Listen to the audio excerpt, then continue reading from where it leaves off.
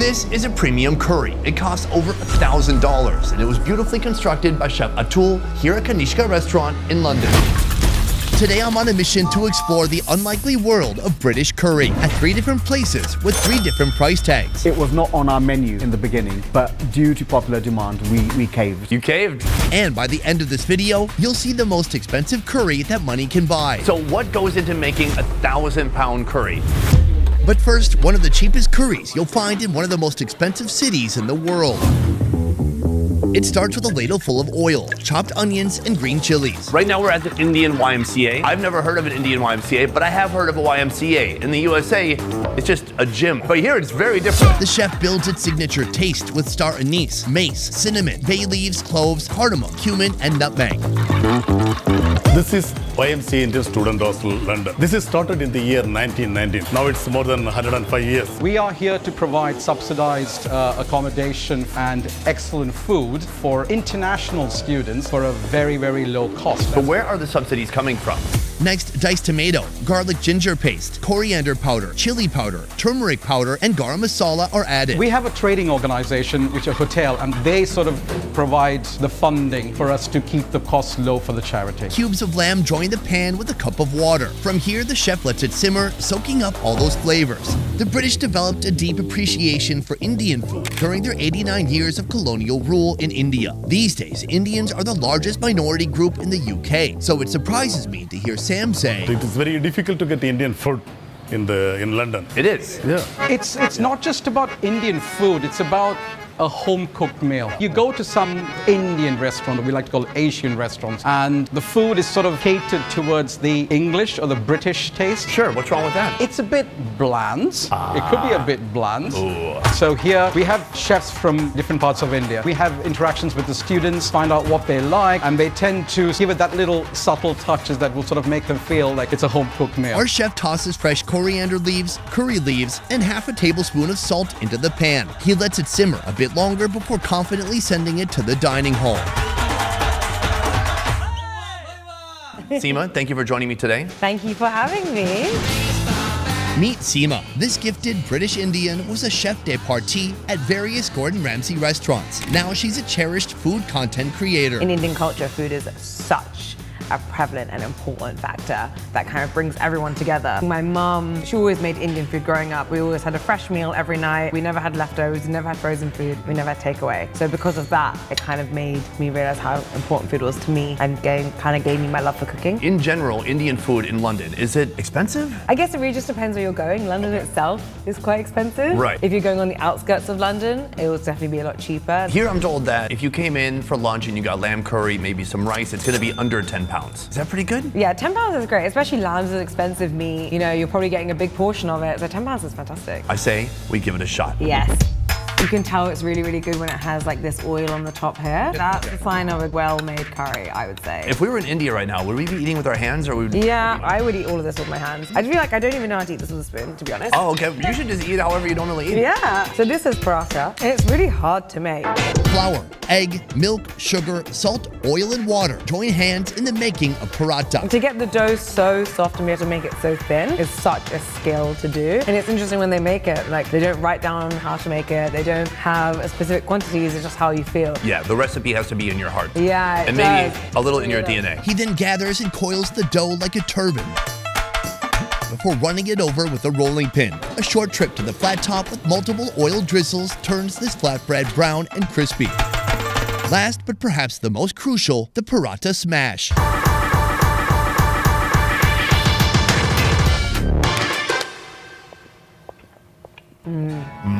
Oh, I love paratha so much. It's so flaky and layered. The flavors are outstanding. It's spicy and full of spices. The lamb has a nice lamby taste.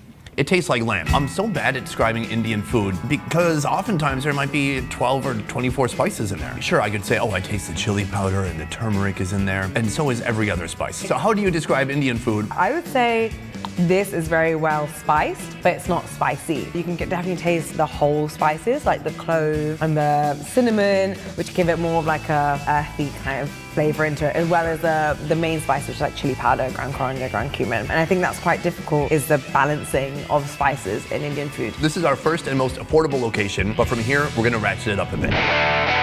Later today, I'll be trying a curry 100 times more expensive than this. But first, a very controversial curry, one that's both loved and hated. It was invented not in India, but right here in the United Kingdom. I'm talking about chicken tikka masala.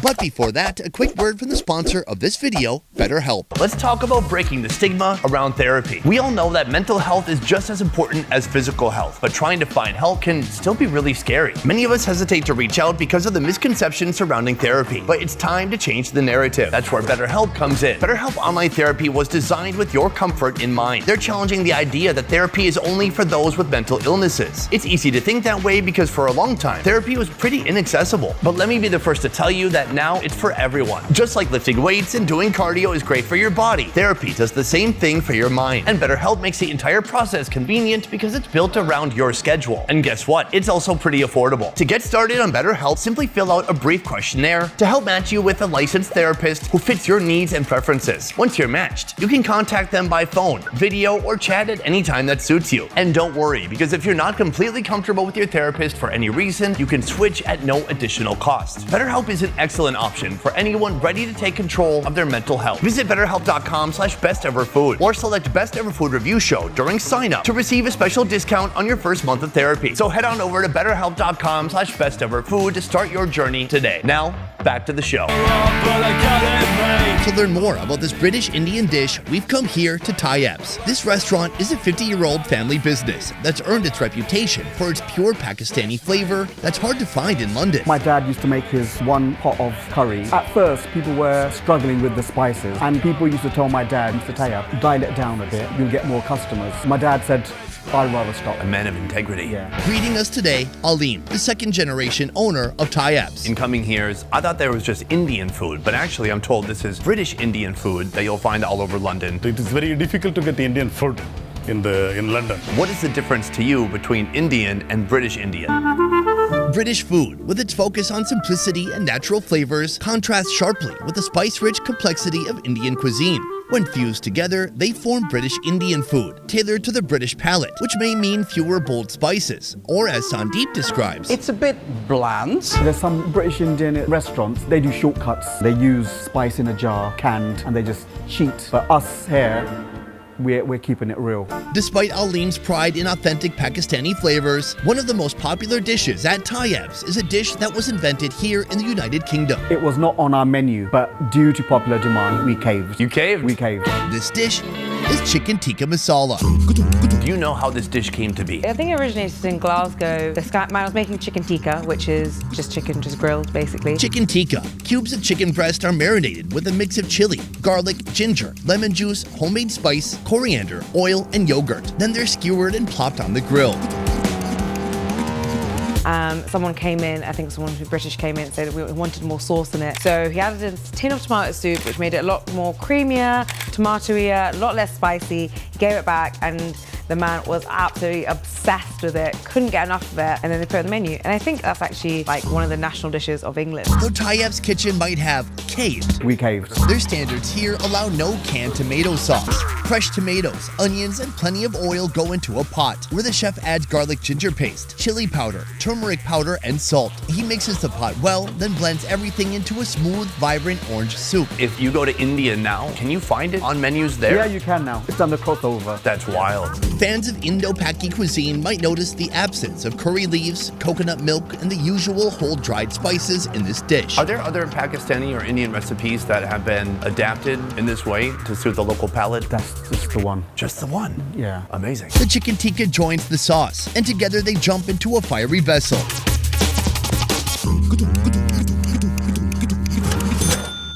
Please, dish yourself first. Oh no, you're my guest, so Okay. let me do you. I accept. big succulent pieces of chicken Yeah. and lots of sauce. We've got some butter naan right here. Yeah, it looks so buttery. Oh my God. Here, the naan is crafted from a dough blend of flour, water, yeast, sugar, and sometimes yogurt or milk. Naan is typically cooked in a clay oven, where the dough clings to the walls and bakes to golden brown, puffy perfection. Oh my gosh, I can't wait. Will I be disappointed? Will I be blown away? Will I be saddened? Will I be distraught?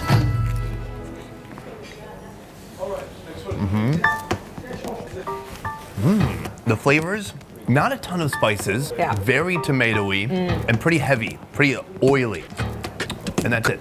No spiciness, it's not hot. The spice is literally coming from the tomato. Yeah, it's a very, very mild curry. It still has that like whisper of like a traditional Indian curry. I love the idea that an Indian street food vendor went up to my ear and whispered, masala. I was like, is the masala in the room with me now? But it's still really delicious. It's very, very tomatoey. I actually really like the char of the chicken as well. Yeah, there's a little bit of the char flavor from it being roasted over the charcoal. So overall, I like it. There's something satisfying about it, but then there's also something that's missing. The spice. The spice. To be honest, of all the Indian food, I like my mom's the best. But when I'm going to a restaurant where I want to have loads of friends be happy, somewhere like this is absolutely perfect. It's like a gateway Indian dish. If you're worried that Indian food's going to be too spicy for you, it's a great way to kind of get used to it. And then you can start delving into like the really spicy stuff. It was very nice to try both these meals with you and to get your perspective. Yeah. That said, from here, we are parting ways. From here, I'm headed to a restaurant that's serving a curry that costs £1,000. God. Could you even imagine what it could be? Is it like 1,000 curries? I think they found an endangered animal. Oh. Yeah. Kanishka, in their words, offers a modern interpretation of dishes from northeastern India in a sophisticated dining room. So what we call fine dining Indian here is whatever I create based on the ingredients I get here, however using my own techniques and spices. We definitely have lobster on the menu. We also have venison. We use truffle from time to time. We sell our 3-course lunch menu for £45, but we also sell our tasting menu paired with wines for £250. The captain here is Chef Atul, the first Indian chef to earn a Michelin star. Now he has 2. Today you're taking on the challenge of making a curry that costs £1,000. When we came to you with this challenge, why'd you accept it? Why'd you want to take this on? I'm always up for a challenge. We are not taught no in India. We are taught yes. Before you finish your sentence, you say yes, we can. That's hospitality for us. Do you think when this comes out that there will be haters out there, that there will be people who say Indian food is meant to be humble, it's not meant to be this premium, high-end, inaccessible, super expensive food? I mean, what would you say to people who have that point of view? Well, you're right, but that's for every cuisine. French cuisine can also be very humble and sweet and nice and easy, and you have to pay very little money for it. But French cuisine is also massively elevated, where £1,000 a dish would be actually nothing. So in just a moment, you're going to be making this £1,000 curry. I would love if you could show us some of the ingredients. Sure we can. This is beautifully live, recently caught lobster. So obviously it comes quite a prime price. The lobster is poached with mace, star anise, and black cardamom. Then it's de-shelled. So I've just seared the lobster and left it in spice butter where it'll be poaching. My aim is to keep the temperature of the lobster below 55 degrees centigrade, so it's just nicely congealed. But just you wait, because this isn't even the most expensive item on his ingredient list. Morels are really prime mushrooms, which I'm hugely fond of, and come summer, British forests are full of morels and we have them foraged. You can get dried morels also that can be cheaper. You can also get bulk produced morels, which can be done in a contained environment, but these are wild foraged morels. Scallops, which I'm quite proud of because they are from Orkney Island and they're hand dived. To me, these are smaller, but I have had scallops which are as large as my palm, but this will do because lobster will take the main plate. Atul sears the scallops with butter, curry leaves, chili, garlic, and ginger. Then he lets them rest, waiting for the other components. And especially to do a £1,000 curry, you've got to use beluga caviar. Harvested from the beluga sturgeon, primarily found in the Caspian Sea, beluga caviar is one of the world's most luxurious and sought-after delicacies. In short, that means it's really expensive. This by far is our most expensive ingredient of the day, and I can't wait to see how these rich fish eggs pair with curry. And now we're going to start making the curry which will go with it. Moldy sauce is Chef Atul's pick for the base. It starts with oil, mustard seeds, green curry leaves, green chili, and garlic. And I'm not trying to color the garlic, just sweat it, and then chopped onions or chopped shallots, whichever you prefer. A pinch of salt, and once onions are nicely sweat, then you add turmeric, and we have coconut milk here. The authentic moldy recipe is a rich, creamy, mildly spiced fish stew from Kerala, India. There's not one dish I can put up there and say this really represents India. The cuisine is quite varied, from north to south, east to west. When I say moili, everybody knows their mind transports them to Kerala. The fish which is caught on the backwaters or from sea, cooked in moili sauce is called meen moili. But I'm going to call it lobster moili, and I'm using native lobster what we get here, one of the best in the world in my opinion. Okay guys, the sauce is ready. I'm just gonna plate it now. So this is the curry which we have made. I've just put the lobster in, and I'm gonna put one of the scallops. One of the mussels have gone in. I'm just gonna give nice slivers of summer truffle at the moment. Beluga caviar we're gonna put on top of the scallop, and something close to our heart. This is called monk's beard, which have been tempered. That is worth 1,000-pound curry. Lolly, put her there. Cheers. Cheers. Lolly, a mega fan of all things Indian, has visited India 7 times. Her YouTube channel features the best of Indian food and culture in London and abroad. Though she's experienced curries near and far, this will be her first elevated curry. Well, that looks like caviar. And her first caviar. This is weird. This black stuff looks like wood. And her first truffle. We've got like a lobster fishy looking thing. Her first taste of lobster. And a scallop, I guess. And her first scallop, too. I don't know what the yellow stuff is, though. That would be the curry. Oh, okay. I think we should first try the curry itself. Yeah, let's do that. Oh, it smells very good. Oh, wow. That's really good. That's so nice. Spicy and a ton of coconut milk coming through. It's super rich. That is actually super delicious. I did not expect that. I could eat a huge bowl of that. It's very mellow, though. It's not too spicy. Yeah, the spices are well balanced. Let's try next the scallop. Already the caviar and the scallop is a beautiful pairing. They go well together. The scallop is sweet. The caviar is briny, very heavy. But you mix that with this onslaught of spices from the curry. It's really an incredible combination. What do you think? Slimy. Slimy? So, did you say this is your first scallop? Wow. Yeah. How old are you? Huh? Nothing? How old am I? Yeah, sorry, I forgot. That's rude to ask. I'm 34. You know what's interesting though? The inverse of that, I was in my younger 30s the first time I ever tried curry. It unlocked a part of my brain. It was like in a video game when you unlock a part of the map. I was like, I didn't know this flavor combination could exist. It blew my mind and I love it. Perhaps that will happen to you with lobster. With lobster. But first, this is the morel mushroom. Oh, that's good. It tastes like steak. Yeah, the texture of it is almost like a beef tripe, the cow's stomach. Yeah. Yeah, you think so? Well, I've never had cow's stomach. I know you haven't. But I could feel like it's earthy and meaty. It's really good. At last we have the lobster. Now, the lobster is not just a lobster. It's also been topped with this right here. This is black truffle. In my opinion, truffles have a lot better smell than taste. I don't think they have a very profound or strong taste. Yeah, don't insert it. Smells like leather. Leather? I don't know. Maybe. I could actually, yeah. No, I think you're right. This one does actually have a little bit of that kind of leathery smell. They're not all the same.